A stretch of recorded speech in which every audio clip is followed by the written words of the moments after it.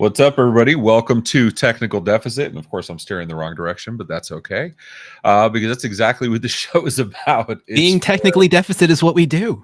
There you go. I'm Ray Rossini, host of TD, and joining me is Mr. Matt Fox, a creative director over at MMN. How you doing, Matt? I'm doing well today, Ray. How are you doing?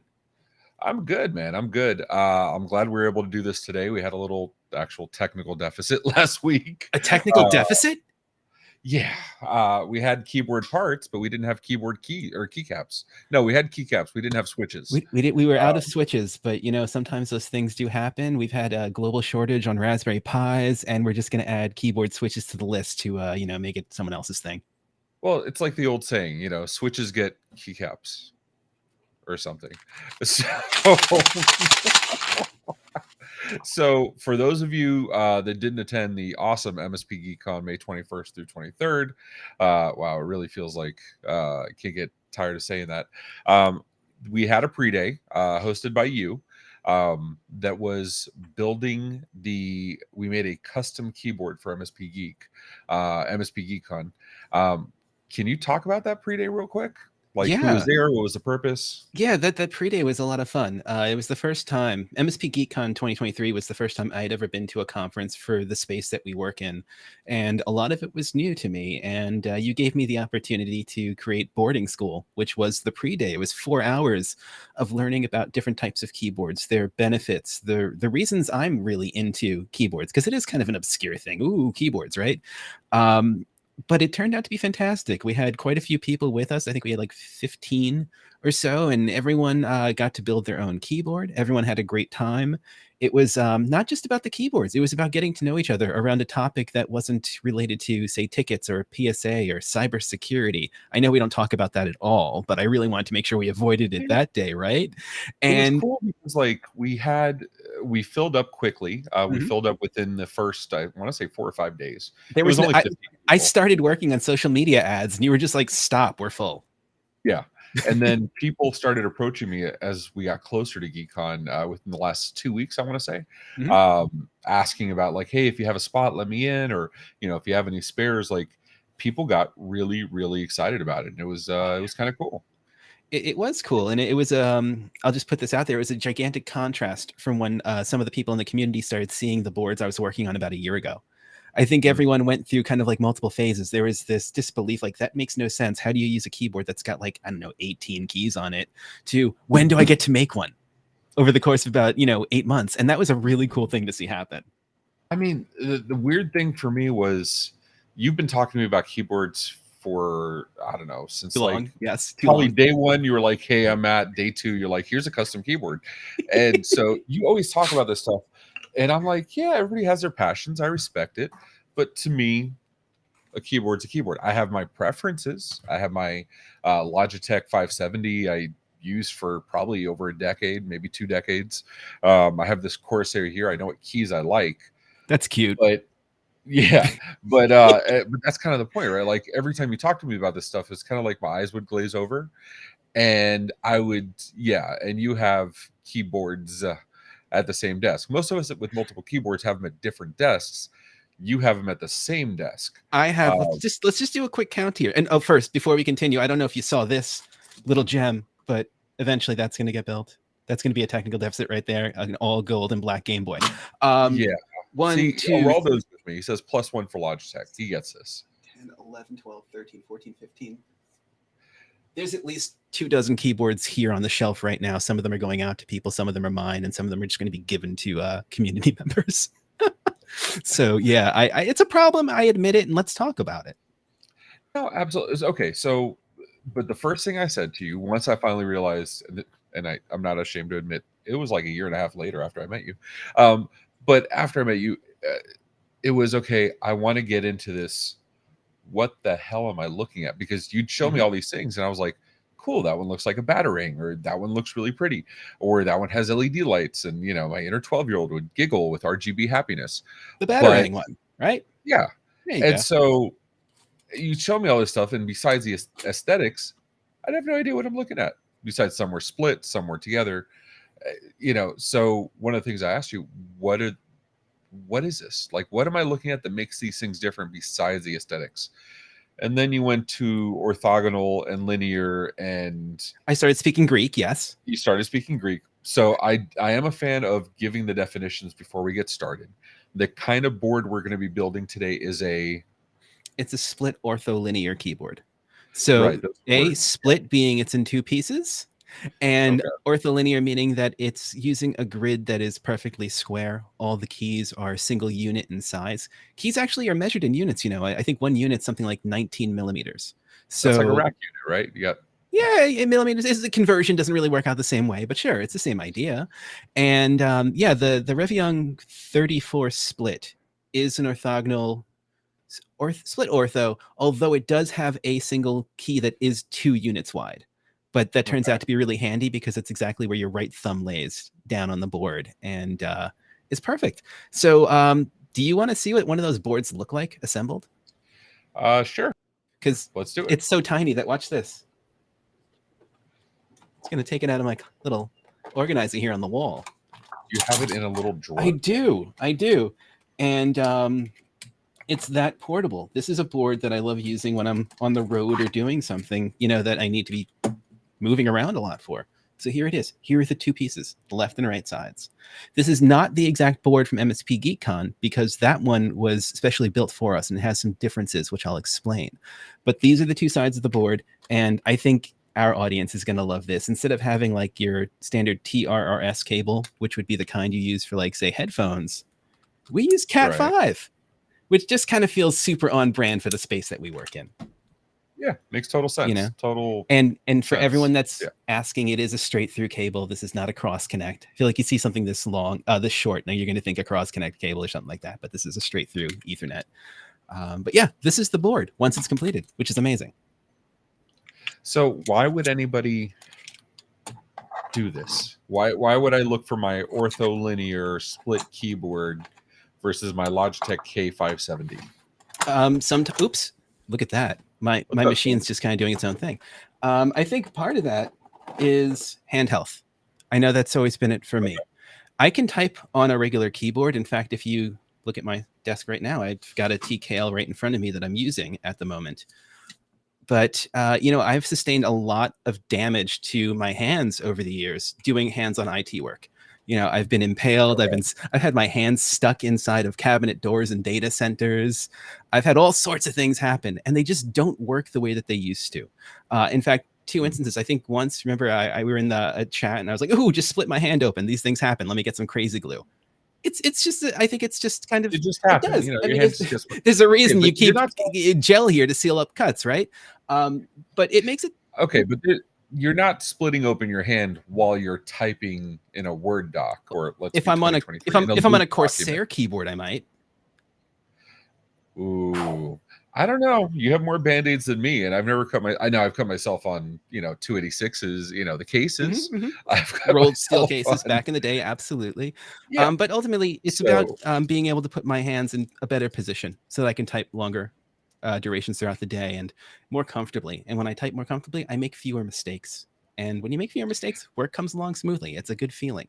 And that's really the main reason that I use these boards. I think Martin gets me. Tim says it right on the money. Too many big words. Martin says short version because it's cool. Yeah, there you go. I mean, we can go with that. Trust me. I have tons of crap on my desk that is there just because it's cool. So I'm all for that. Thank you, Martin. I agree with you 100%. So let's break out. Let's get started. Break out the board. Let's get going. So this was the package received at GeekCon. That I'll show everybody.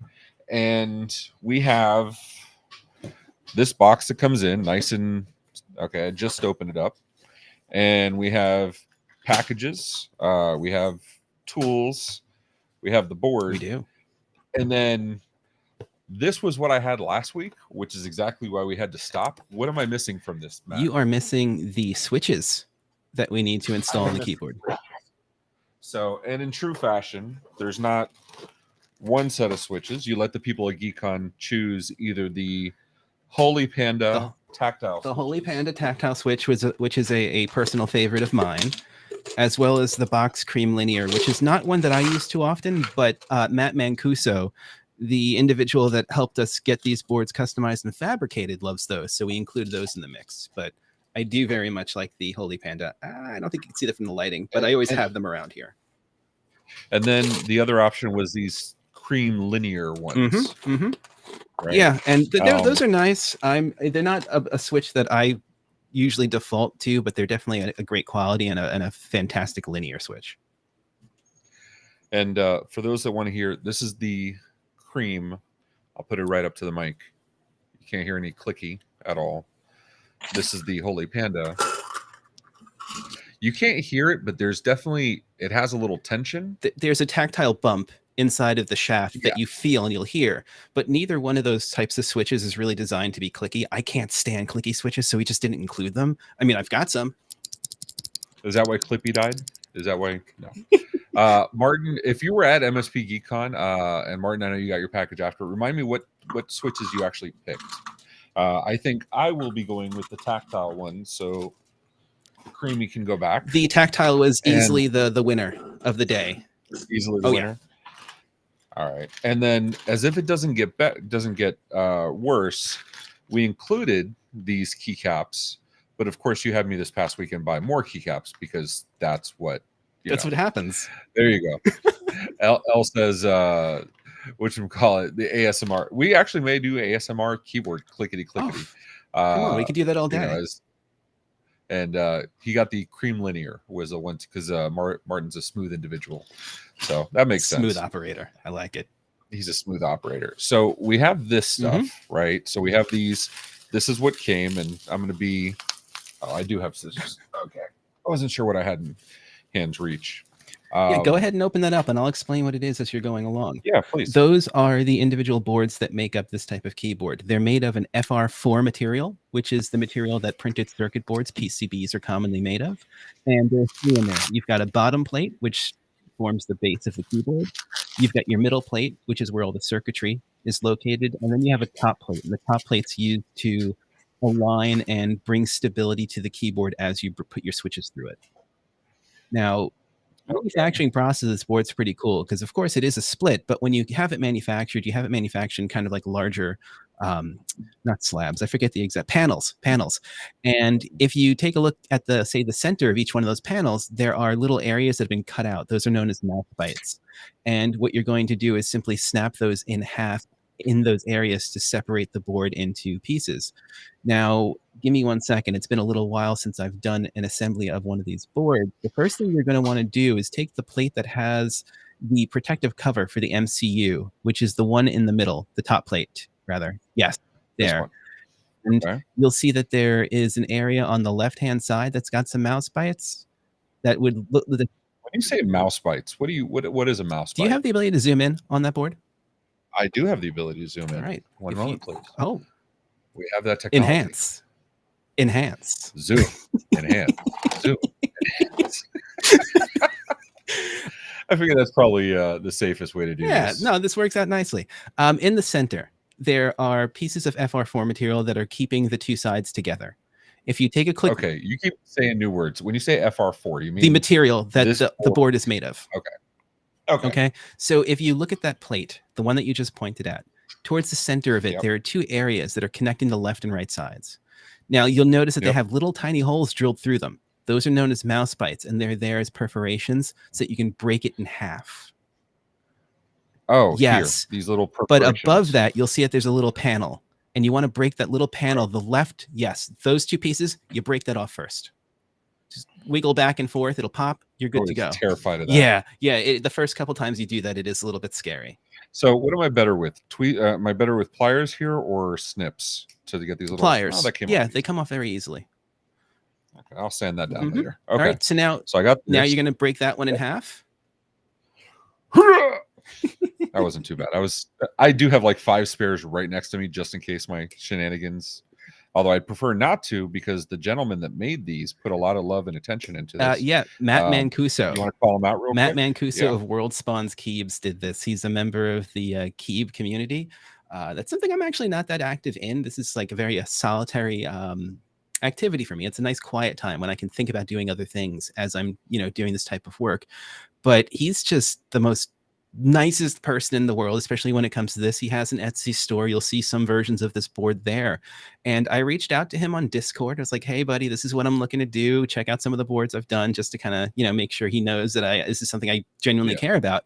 And he was into it. Not only was he into it, he had a million ideas of what to add. We went with the custom color. We've got the graphics on the back. If you wouldn't mind showing that, that'd be awesome. So it made the keyboard a commemorative item for the event. It has the OIT VoIP logo, the MSPGeekCon logo, the MMN logo, and as well as the location and date when the conference took place. And yes, you can break that one in half as well. All right. It's just so much fun. So I'm not sure if it's more fun with the noises or if it's I'm enjoying the noises that you got going on here.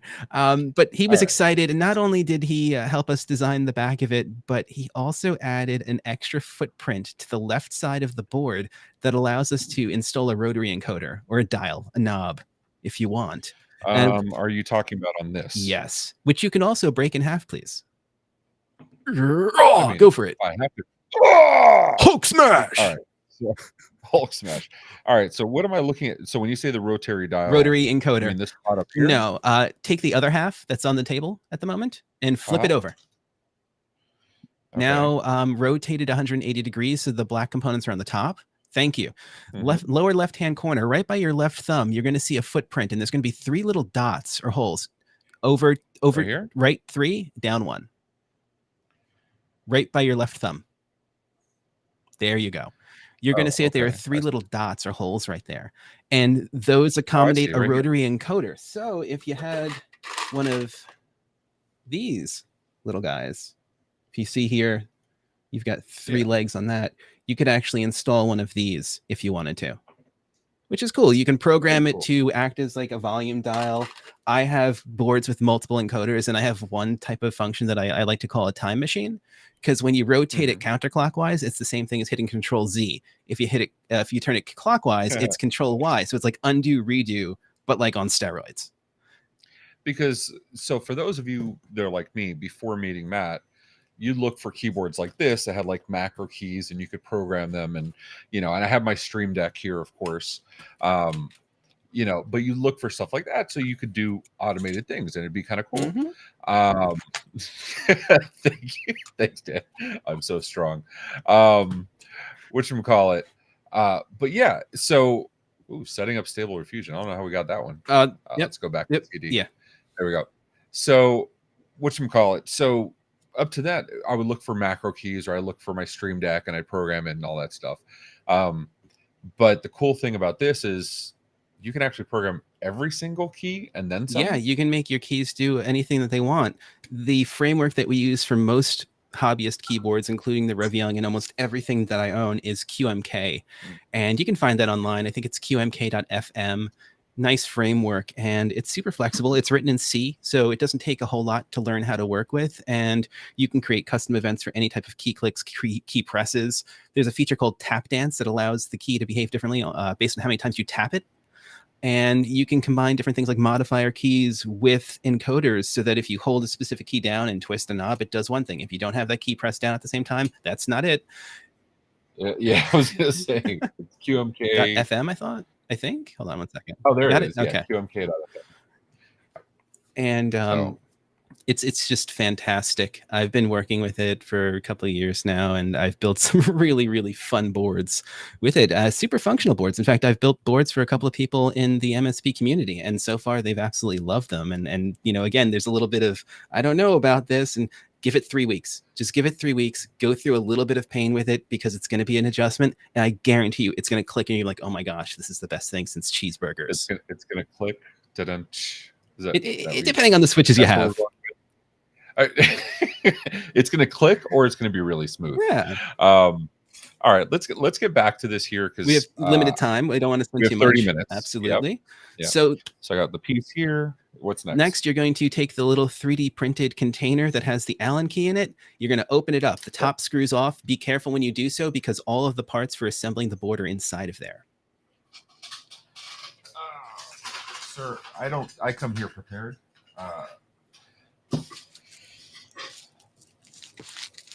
Ray, let's talk preparation with okay, no, hold on. There's a difference between prepared and just, you know, you're definitely the Kaczynski of keyboard supplies. Kaczynski, isn't that the Unabomber? Yes. Damn, that hurts a little. That's pretty funny though. All right, so I open this up. I have standoffs. I have screws. Yes. So the first thing we're going to do is we're going to want to get the smaller standoffs into the bottom plate. So the bottom plates are the ones that have the logos on them. Okay. These. And am I doing it like this, or the screws? Like you're going to want the logos to be on the surface of the desk. So flip them over. There you go. Now the screws are going to go straight up through, and you can attach the standoff so they're sticking up. And you'll see that you have two sizes. All 5 spots, or just the 4? I think it's 4 on one side, 5 on the other. Yeah. Right. Okay. And you're gonna have 2 different types of standoffs. I believe that this kit has an 8mm and a 12. So you're going to go with the smaller of the 2 for this. The larger one is for mounting the protector for the screen. Okay. So talk to while I'm doing this incredibly fun thing, talk to the audience about can you show them some of the different boards you've built out, like, and what makes them awesome? Absolutely. Let me just switch over my camera here down to the cam for the desk, and we can look at a couple of different boards here. There's of course the Rivi Young, which I already showed, so I'm just going to put that off to the side. There's a board known as the Korn, which is a super popular ortholinear keyboard, and the one that I've got on my desk right now was custom built by Matt from WorldSpawn. What he did was he took the standard PC boards for it, and he put 2 locations for encoders on either side. So if we look here, and I'll put it this way so people can see it better, you'll see that each side has a separate dial or encoder. It has screens to display the status of the board, caps lock, whatever kind of things you have on. It also has a keyboard buffer that displays what you're typing, but that kind of creeps me out. It's not a big deal for security or anything like that, but just the idea of that being displayed is something I don't necessarily like. Yeah, keyloggers totally fine. Yeah, hey, let's just make it a feature. You know, that's kind of where that went. Yeah. And then there is another board here on my desk that is interesting, that in a way that I love it and I can't stand it at the same time. This is an SP50 from a company called KP Republic, I think. And it looks pretty nice. It's kind of cool. It's got the translucent background bottom, so you can see the lighting and all the circuitry and whatnot. But it doesn't run QMK. It runs this other kind of, I think it's called B-Face or something like that, framework, and not framework, firmware. And it just doesn't work as well. It's not as flexible. Is that selectable when you start building these things? Like, can you put QMK on a board that had whatever, Burger King or whatever you just said? If QMK supports the architecture of the processor that's on the board, yes. And in this case, the processor type in the SP50, I think, is an 18 mega 32U4 or whatever the common kind is. So if I really took a look at it and I looked at the traces on the boards, each half, and figured out where they terminated, like which pin on the processor, I could write a configuration, but I just, not for that board. I'd rather put time into some of the nicer ones that I have. But it works. It's a great keyboard otherwise. I just don't mess with the configuration on it. I'm just going to start pulling random boards from my desk right now. So I seem to be done with these standoffs. If you want to tell me what to do next. Are you serious? Wait, you just did it for both sides? Yeah. Oh, wow. Okay, cool, man. I like it. The next thing that we're going to want to do is begin taking the switches and placing them through the plates. That would be the top plate that you have that has kind of like the grid of cutouts. That's these or these? Those. Okay. So what I'm going to ask you to do is make sure that we orient them properly. So first things first, Ray, you installed the standoffs upside down. No, wait. You said the logo down. Oh, I did. Yeah. Oh, no, I'm wait, no. Oh shit! I did. Yeah, see, that's all. No big deal. You're right. It's cool. Right, it just gives me time to show off another board or something in the meantime while you're taking care of that. This is a Gherkin, and it's a 10x3 board that is at first glance incredibly unusable because it's like, hey, where are all the keys? But it's surprisingly usable once you take the time to just kind of sit down and go through the pain of adjusting to it. Let's see. What else do I have here? You want to see a board that just let's go ahead. Talk about the split boards real quick. Like, yeah. How long does it take to get used to the split boards? Because to me that it doesn't look much different than any ergonomic keyboard, just with better spacing, right? Yeah, it depends. Some people pick up on it immediately. Like I've had friends take a board from me, and within a few hours they're comfortable with it, whereas some other people could take a couple of weeks. And it's one of those situations where you just kind of have to stick with it. It's a little bit difficult at first. You're going to realize that you're going to be making a lot of typos, especially once you begin to adjust from having a staggered layout for a keyboard, which is what we're used to the orthogonal grid. You're not going to be moving your fingers the same distance as you're typing. And once you realize that and you kind of make that bit of a compensation in movement, all of a sudden it kind of just clicks and works perfectly fine. Also, Trevor Thomas, thank you for getting the Super Troopers reference earlier. I'm very, very happy to see that in the comments. We're all about the Easter eggs and references here. Absolutely. Gorgeous. All right. So I got these done. Perfect. So correctly this time. All right. So I'm looking at this. Let me move this over so it's a little easier. All right. Okay. So what am I doing? The first thing I'm going to want you to do is position the plates as they're going to be set up. So take the bottom plates and reverse their order. So the bottom plates, the ones that already have the standoffs, the one that's on the right-hand side, I want you to rotate. Thank you. Exactly. And then get the other one. Perfect. Now the top plates that we're going to work on next are going to make more sense, because there's going to be one that has a cutout and one that doesn't. The one that has a cutout, where you're going to put the screen, would be on the left-hand side, which would be the one that I believe is in your right hand. So switch hands. So this is my right hand. Okay. Oh, you're reversed. Okay. Just shake your right hand for me a second. Okay. Swap hands, swap switches. Please, thank you. Now place them on top of those plates. You're getting there. Yep, that side's perfect. Now the other side has to be rotated to fit properly. 180 degrees from there. Boom. Okay. Perfect. Okay. Now give me 1 second to look at my board to make sure I'm telling you the right thing. It's been a little while since I've built one of these. Now, what we're going to do is we're going to simply add a handful of switches to each one of these top plates to help with alignment of insertion into the circuit board. The reason we're recording these, the reason we're recording this and doing it now, everybody at GeekCon had 4 hours to do this. We're doing it in 1. So if we go a little fast for you, L called you Keyboard Kaczynski. If we're going a little fast for you, feel free to rewatch the video. That's exactly why we're doing this. Absolutely. Now, what I would do is, in fact, put pop a switch in. Actually, take a look at the circuit boards now. Let's make sure that you know which one's left and which one's right. The one on the left is going to have a footprint for an OLED screen. So the one that says Reviung Split is the one that goes on the left. The one that has the WorldSpawn logo goes on the right. Yep. Now flip them over so the white parts are on the bottom. Okay, so they go like this. No, flip them over so that those white parts that are sticking up right now are. There you go. That's the way they go. Perfect. Oh, I got you. There we are.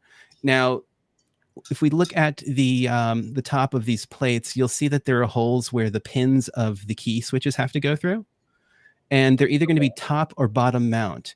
From what I'm seeing on this particular board, they're top mount. Does that look right to you? So they would go like this on one of these? And the pins would be facing north. Okay. Yeah, because I see on the bottom of these, I don't know if it's easy enough for people to see it. But yeah, on the bottom of these, I think that's as close as I can go. There's pins right here and here. So when you say north, you mean toward the top of the board. Exactly. And that should line up nicely with what's there. I just want to make sure. Actually, no, there's a south facing, excuse me. Okay. So how do I know if I'm putting them in the right spot? They'll line up. You're going to have 2 holes left and right where large plastic pins go through, and then you're going to have the 2 copper pins become inserted into the sockets that the white areas.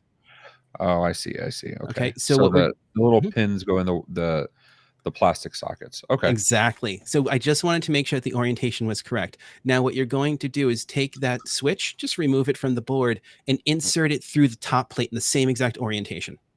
Okay. Insert through the top or the bottom? Through the top. There you go. Okay. A little bit of pressure. You'll hear a click. Yeah. There we go. There's my clicking. Now, I'd like for you to do that with the top left, the bottom right, and the bottom left.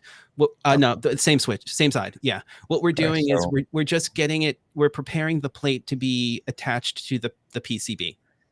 This would be no different than if we were like dry mounting something first for placement. We're just exactly. We're getting the edges. As long as I make sure the pins are on the south side of south side, you're good to go. And then once you have all 4 in, we're going to align it with the PCB for that side of the board and simply insert gently. And this is the bottom. So for anybody looking, you can see the little pins are on the south side.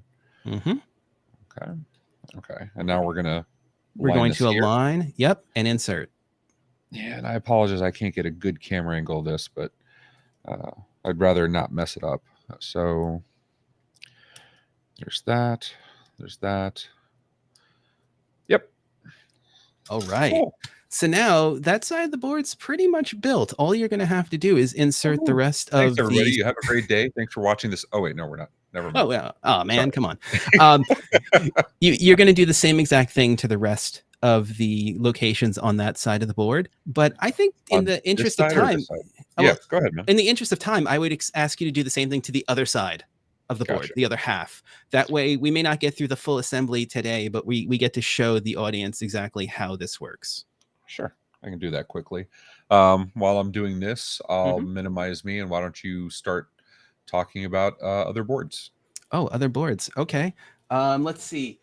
You're doing the Reviung. Let me find. Oh, you know what we haven't done? We haven't done an ortho that isn't split. Let's look at a couple of those real quick. And if anybody in the chat has experience with some of these keyboards, I'd love to hear it. Because while I knew they existed, all my knowledge of it was seeing people like on YouTube videos that had a cool keyboard. I didn't realize they were making them. So yeah, there's a handful of people. In fact, at MSPGeekCon, I had a lot of people coming up to me asking, what my preferred flavor of this board or that board is, and I was really surprised and got in some really nice conversation. Do you want me to, while we're doing this, you want me to go ahead and mount it like this too, since I have the 4 done? Yeah, please go ahead. Okay, and cool. And then while I'm doing this, why don't you talk to people about GeekCon? I mean, not GeekCon, boarding school, the new show we're working on. Yeah. The keyboard thing, it turned out to be something that a lot of people responded to in a way that I didn't expect. It was very positive. Everyone had a story to share or a question to ask. And that led to the realization that this is a fun activity. It's a fun group activity to work on. It's something that is technical, but isn't necessarily connected to what many people in the space do on a day-to-day basis. So it becomes a bit of an escape. And I every time I work on something like this with someone, we end up having really great conversation where we're doing things like sharing wins that we have in the workplace, sharing challenges that we have, and talking out solutions. And I don't know about you, but I love that kind of conversation. I love having conversation that's productive and helps other people. And I think that's a big part of what boarding school is going to be.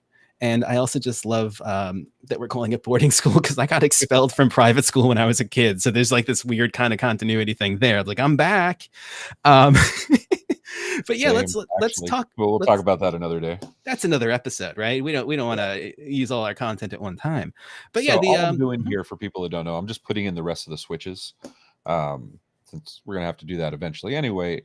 This is actually, honestly, this is less nerve-wracking than when I was putting the 4 in at once, because it's not. Kind of slip right into the right spot. It's not. If you bend a couple of pins, you're going to find out as soon as we plug it in, then it becomes a little more nerve-wracking. But that's a part of the process. That's why. Thanks. I'm feeling good about myself. Thanks for that, Matt. But what I was going to say to you, there's a reason that I've got containers and containers of switches, and it's because that happens. It does. It's just part of the hobby. You deal with it. So if I screw up, it's part of the hobby. Got it. Yeah, that's part of the experience. It's not a mistake. It's part of the experience. It's part of the journey, man. But scheduling a live stream when you didn't have all the pieces you needed. Hey, you know what? Who doesn't like an adventure now and then? That's what I'm saying, though. That's it. But so yeah, we'll talk about boarding school in a second. But we were going to look at those ortho boards. So let's just do that really quickly. Here's a plank from Drop, which is I think one of the first orthos that I owned, and it's been beaten up pretty badly over the years, but still works. Here's another one. Oh, look at that. It's kind of OIT themed, no? Nice. Yeah. And it's in an end of the world case. So it's like super minimal. It's pretty much the same materials that the board you're building right now is made of. And it keeps like popping in past, or the board keeps going past the keycap. That happens. And you're doing exactly what you're supposed to do. So keep it up. And this this board right here that's not fully assembled, Ray, I haven't even shown this to you, so we're just going to consider this to be like a world premiere statement. But I want us to build boards with people in the community and people even outside the community, anyone that wants to do this. And this is a Contra, and it's not fully assembled because it's a board that I haven't fully built yet, but it is one that I'd like to build with the community. It's a really nice ortholinear keyboard. It's inexpensive. It costs something like $5 to have the plates and PCB for this fabricated, which means it's something that could be very accessible and we can have a lot of fun building. And at the end of the day, it's actually super, super functional. If you see here, so it's got multiple. This is as good a time as any to tell people that, no, Jack, your $30 Amazon keyboard counts for up to now, but after having watched this show, no, you will not be able to use that anymore. No, so we are going to be taking these items. So the remainder of the MSPGeekCon staff or stock, and some new stuff, and we're going to be putting it on the MMN store. The OIT store is actually becoming the MMN store, and the goal is not to make millions off selling you guys parts, but to make this stuff available in an easy way where you don't have to go scour 19. Don't make the mistakes that I've made, and don't spend all the extra money on those mistakes. That's really what it comes down to. So I guess much like Google domains, the OIT store is sunsetting, and the sun will rise on the MMN store soon. There you go. And if you had to get that reference, watch MSP Dispatch. So I'm so sorry, Tony. I do apologize. You're taking his. He's still crying about it right now. He just grabbed his chest for no reason. Yeah, we called me this morning. We had a meeting. It was okay. Kelly was around. He knows it'll be all right. So he'll be fine. And you know what? We'll build some keyboards with him and make him feel better. How about that? That's what we'll do. So let me ask you: these space bars, am I supposed to be filling those in as well? Yeah, those are keys. Okay. So we're gonna just pop one in the I'll call it, on the left hand side. You're gonna put two switches. Okay. And on the right hand side, you're just gonna do one. Now, I guess this is kind of like a best practices thing, but the keyboard, the right side should have a key stabilizer since you're running a 2U keycap there, but I don't use them. So I'm not going to make you use them either. Plastic piece that that I remember, right? Yeah, it's a little black plastic piece with a silver wire that goes across. I don't find them to be necessary for this board. It's just not large enough. So I'm sorry for people that I keep going off camera, but the top plate keeps falling in.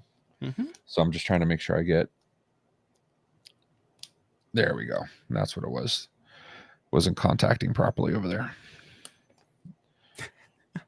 I love it. I'm watching someone else have the problems I have all the time. It's so great. It's like watching America's Funniest Home Videos, the Bob Saget version. The funny one? Is that what you're saying?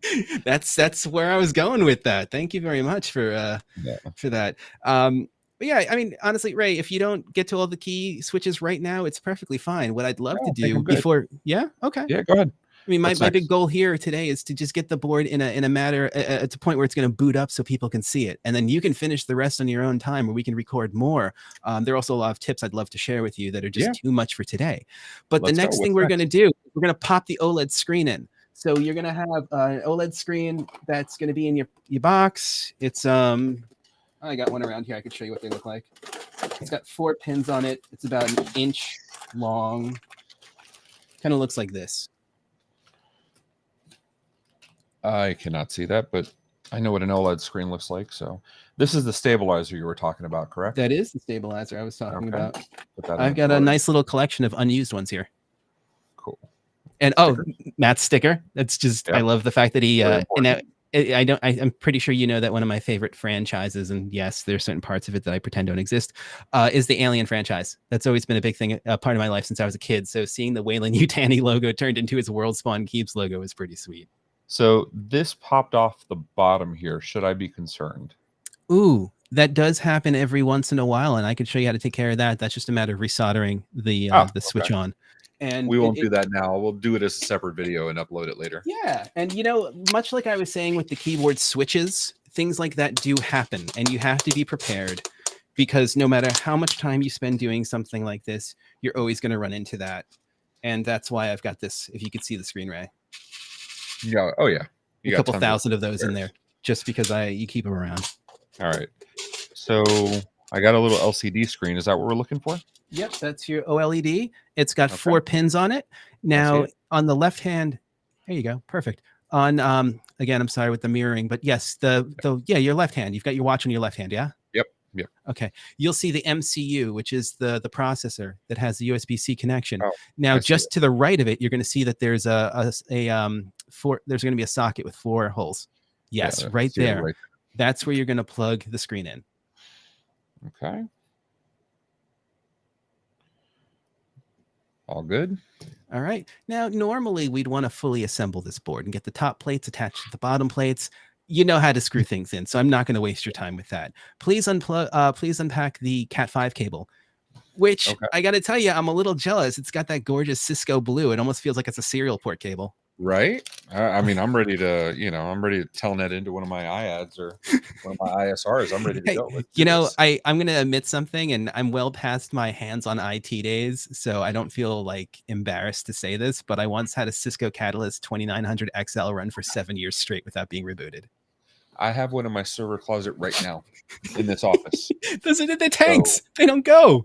So don't worry about that. It is a printer of switches. It will not go anywhere. Exactly.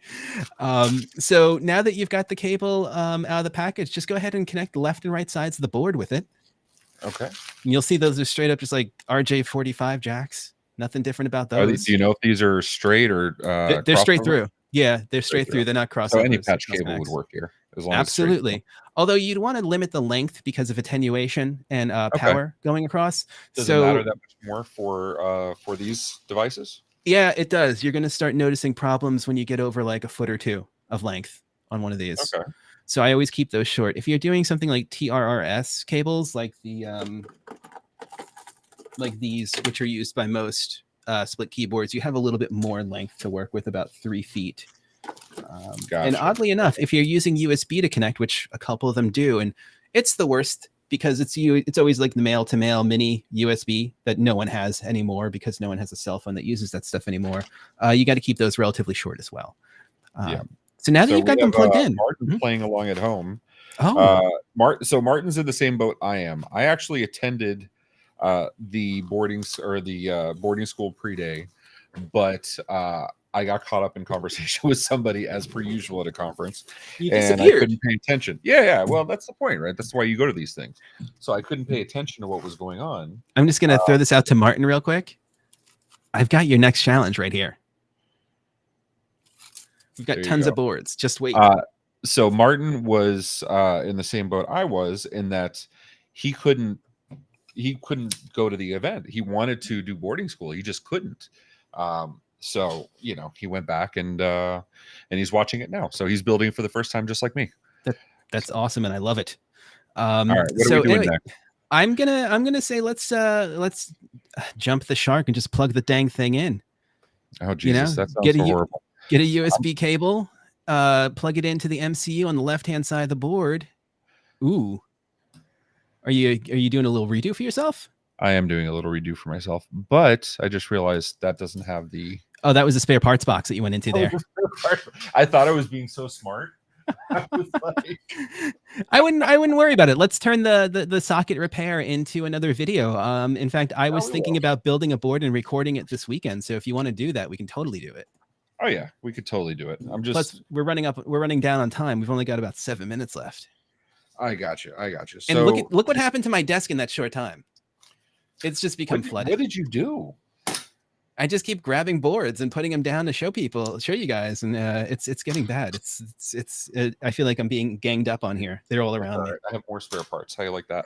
So so that goes. Oh, it's like that, and like this. That is correct.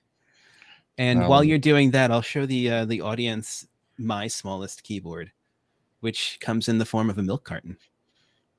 Look at that. It's only got two keys, so it's considered to be a 2% size board. 2% milk makes perfect sense. I didn't come up with the idea, but I love it. While we were doing this. So this is the appropriate orientation. All the pinouts are south, except the keyboard, the spacebar one. It's north. Interesting. I didn't notice that. Yeah, I would have done it wrong had I done that. If worst case scenario, the copper pins would have fallen through the holes in the board, nothing would have been damaged, and then we would have realized when it wasn't working. I'm trying to think of when I built mine. I think I built this one probably about a year ago, so I'm not super familiar with it anymore, but doesn't stop us from doing this because it's a really cool board to work with. And I know that multiple people at the event followed up loving it, so I was really happy about that. We got so much great feedback from the event. Yeah, just pointing it out there because Martin, since you're building at home, if you hadn't noticed that, check your keyboard one, and I'll check the other one in a minute. But okay, so all right, so you got this, you got the left and right sides plug in. Let's plug the keyboard into your computer. It just uses a USB-C, I believe, on that MCU. Okay. These the MCUs that are being used, the processors, they're Arduino based. They're referred to as a Pro Micro, the micro part being USB Micro, but now newer variants, especially these that Matt gets, and I find I have the same vendor, are using pinouts for USB-C. So it's really handy. Keep that up. Absolutely. Wonderful. Oh, absolutely. And have you? Side note: I'm learning how to build USB cables, and USB-C is such a pain to work with because of how many pins it has. Yeah, you know, like micro USB is like 5 pins, and then you look at one of those, you're like, all right, I got to get the 25x magnifying glasses on for this, but it's going to happen. I'm going to have those fully custom soon. So yeah, just plug that in. Mm-hmm. I actually have a little. One moment, please. Mm-hmm. Mm-hmm. For those wondering what's going on, I'm not zooming. My desk is moving. Oh. I have a USB hub under my desk, so that I probably should have plugged in. So what am I expecting when I plug this in? Fireworks. Oh, the screen lit up.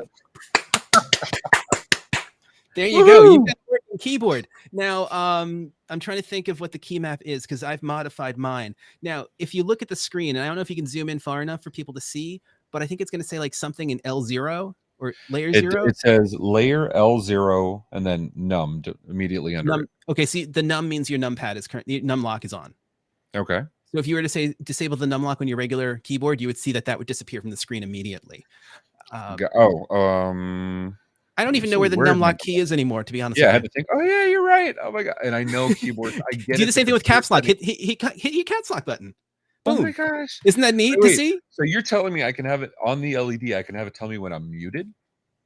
Well. That gets into what's the term? It's the bidirectional communication, the HID interface, which we can talk about another day because that's how you control, like, say, like causing the keyboard to flash red when you have an incoming notification from your computer. Those are things that can be done. This genuinely feels like a victory. I gotta say, I get it's not finished like everything set up. It feels like a victory. We're gonna have to rename the show because this is not a deficit. Look, I had a component break. We got past not having switches, and still got a bootable board. I misoriented one and caught it on my own. These are not things I normally do. I'm gonna go ahead and say it's the audience helping us, which is why this was successful. I'm just gonna throw it out there that we also had a what I'd like to consider to be a dolphin safe episode. We did. No fucking dolphins were on this. Oh, sorry, Flipper. I'm so sorry, buddy. So, and I want to point this out too. Matt Mancuso made these little 3D printed tool holders with the screws and everything. Yeah, and I thought that was super freaking cool. He never stops surprising me on these, and we're gonna have to have him join on a future episode so we can talk more about how he does these things. One last thing I do want to show you with the screens, and I'm trying to figure out a way to do this because it's a little difficult to get on here. If you see that I actually have like a kind of like a, I don't know if you could see that terribly. There you go, like a bootleg Mega Man graphic on my screen, the Mega 58. So it's a Lily 58. And I decided just to quickly create a little piece of art, turn it into a bitmap, zeros and ones on and off for each pixel. And that allows me to kind of brand these up a little bit, which is fun. In fact, which the cool other too, because okay, so let's talk about that one real quick, because that one's not just your typical split out with your hands. That one's actually like split out. It's like curved. Right? This one, yeah, it's got a bit of a staggered look. Let's go back to my desk view and we'll take a better look at it right here. It is. There's a bit of staggering to the columns so that it curves with the shape of your hand. Makes perfect sense. Crazy. And you'll see here that there's no legend on these keys. One thing that people look at these and they're like, how do you know what to click? Muscle memory. You can close your eyes and type right now, right? Yeah, I could, but most not on a people brand new can. keyboard layout. No, it takes a little time to learn, but most people can do that. And that's one of the biggest questions I get is how do you type without knowing what's on the keys? It's like, we're smart. We're humans. We're adaptable, and we'll figure it out. We just need to let ourselves do so. You're saying literally fuck around and find out. Yeah, exactly. That's literally the only way you can do anything when it comes to technology, as far as I'm concerned. There you heard it. If you want to learn tech, Matt says fuck around and find out. If you haven't gotten electrocuted, you haven't learned a thing. That I can say I agree with 100%. That's all there is to it. Okay, now we are going to have to do repairs because I just broke the second one. Yeah, well, I sent you that gift package last month, and it's got, I think, a couple of hundred of those in it as well. So you've got plenty to do for repairs. We've got everything we need at any time. Anytime. That is true. And that'll be our next video on technical deficit. Well, we're right at time, so I want to make sure we let everybody go. But Matt, thanks so much, dude. This was fun. What would be next steps for somebody that got this far with the keyboard? That far, you would be installing your keycaps, and then you're done. You're really at that point done. You just have to screw it together, and what you're looking at there is a sandwich. You're screw the bottom part in, right? Yeah, the bottom to the top. So your screws are going to go through the top into the standoffs. That's going to create a bit of a sandwich. The bread is the top, the switches, and the base, and the meat is the PCB. After that, you're going to install your keycaps, which follow a standard QWERTY layout to begin with by default, and then you'll be good to go. And when you're done, again, your board is going to look a lot like this one. And then your keycaps, and I'll be sure to post finished video or finished pictures on the Discord. If you're not part of our Discord, go join Discord. And yeah, Matt, thanks so much, dude. This was fun. Hold on. Oh, look at that. The MMN Discord right there. QR code. MMN Discord. All right. Well, thank you everybody for playing along. Let us know how you did if you were doing this at home. Elle, I know you have a keyboard. Martin, I want to see your finished build, dude. Oh, and also one last thing before we go. You could always check out my Instagram and see photos of built boards there. Maybe get a little inspiration, reach out to us on Discord and figure out, ask what they are. I'll point you in the right direction to get everything that you need. Or we'll have it in the MMN store soon. Either way. Sounds good. All right. Thanks so much, Matt. Thank you to the audience that was hanging out with us. We appreciate you. And we'll see you on the MMN Discord. Take care. Right. Have a good one, folks.